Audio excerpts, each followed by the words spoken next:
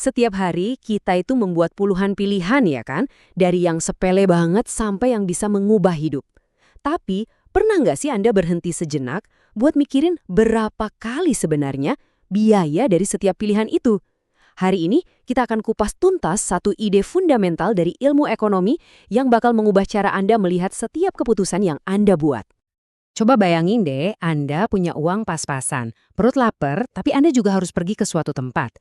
Pilih burger atau tiket bus? Nah, pertanyaan simpel ini nih inti dari obrolan kita hari ini, dan di baliknya ada konsep yang luar biasa kuat. Oke, kenalan dulu yuk sama tokoh utama kita, namanya Alfonso. Masalah dia ini simpel banget dan kayaknya kita semua pernah ngalamin.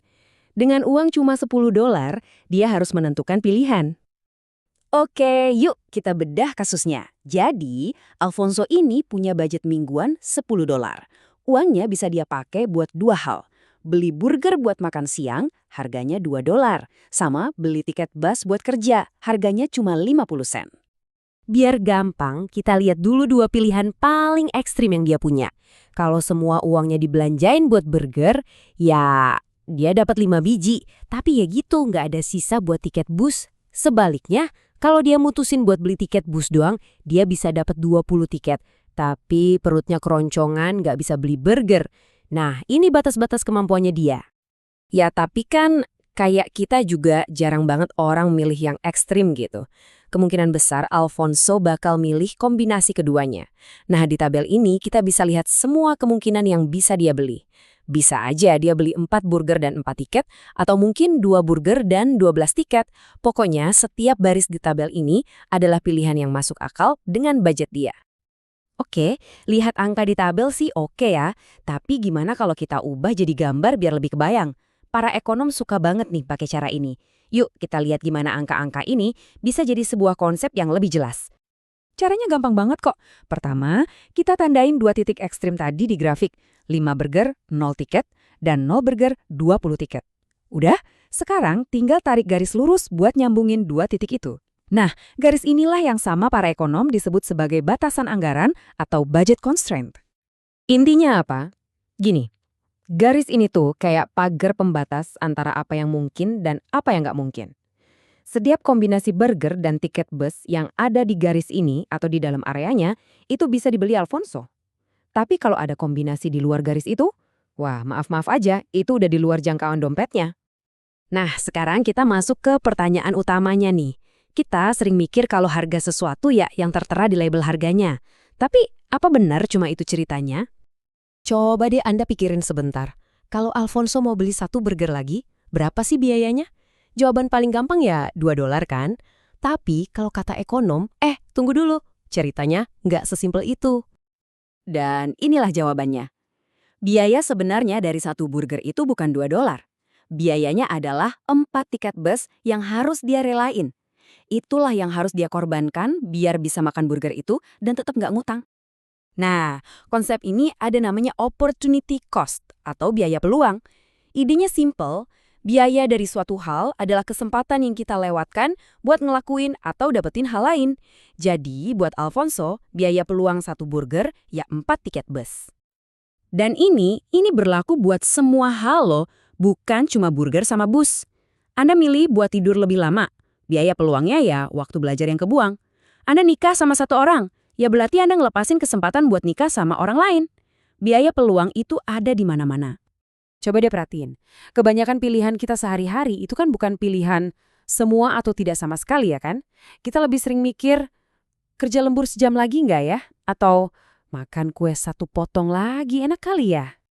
Nah, cara mikir kayak gini disebutnya analisis marginal. Anggap aja ini analisis perubahan.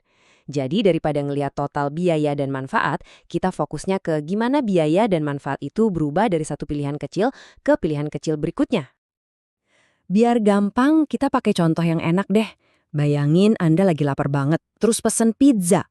Potongan pertama itu, wah rasanya nikmat banget kan? Puasnya maksimal. Tapi, gimana pas potongan ke-6? Kayaknya udah mulai enak ya. Kepuasan tambahan yang Anda dapat dari potongan ke-6 itu jelas jauh lebih kecil daripada potongan pertama. Udah biasa aja rasanya. Pola kayak gini tuh ada namanya the law of diminishing marginal utility atau hukum utilitas marginal yang menurun. Inilah alasan kenapa kita jarang banget milih semua atau tidak sama sekali. Sekalipun es krim itu makanan favorit Anda, kan nggak mungkin Anda makan es krim terus-terusan. Kenapa? Ya karena kepuasan dari suapan terakhir itu udah nggak sepadan lagi. Oke, sekarang yuk kita tarik konsep ini dari masalah simpelnya Alfonso ke dunia nyata yang skalanya jauh lebih besar. Karena konsep ini benar-benar berlaku di mana aja. Contoh yang satu ini ngena banget. Ingat kan setelah tragedi 9/11, keamanan di bandara jadi super ketat. Nah, biaya terbesarnya itu ternyata bukan duit buat beli alat-alat canggih. Biaya terbesarnya justru biaya peluang dari waktu semua penumpang yang kebuang gara-gara antre panjang. Kalau dihitung-hitung, nilainya itu bisa sampai 8 miliar dolar per tahun. Gila kan? Oke, satu pertanyaan lagi nih. Gimana kalau kita udah terlanjur bayar sesuatu? Apa fakta kita udah keluar duit itu harusnya ngaruh ke keputusan kita selanjutnya? Nah, ini namanya sunk cost atau biaya hangus. Bayangin, Anda udah bayar katakanlah 8 dolar buat nonton film. Baru 30 menit, Anda sadar filmnya jelek banget. Terus gimana? Apa Anda bakal tetap nonton karena ngerasa, sayang udah bayar? Menurut para ekonom, jawabannya, jangan. Duitnya udah hilang, nggak bisa balik lagi. Pilihan Anda sekarang adalah lanjut menderita 90 menit lagi atau cabut dan lakuin hal lain yang lebih bermanfaat. Pelajaran dari sini tuh dalam banget. Intinya gini, lupain soal uang dan waktu yang udah terlanjur hilang dan gak bisa balik lagi. Fokus aja ke biaya dan manfaat dari pilihan-pilihan yang ada di depan mata Anda sekarang dan di masa depan. Jadi, setelah kita ngobrolin semua ini, pertanyaan terakhir ini buat Anda. Dengan pemahaman baru bahwa setiap pilihan itu berarti ada sesuatu yang dikorbankan, ada nggak sih keputusan dalam hidup Anda yang sekarang Anda lihat dengan cara yang beda? Coba deh renungin.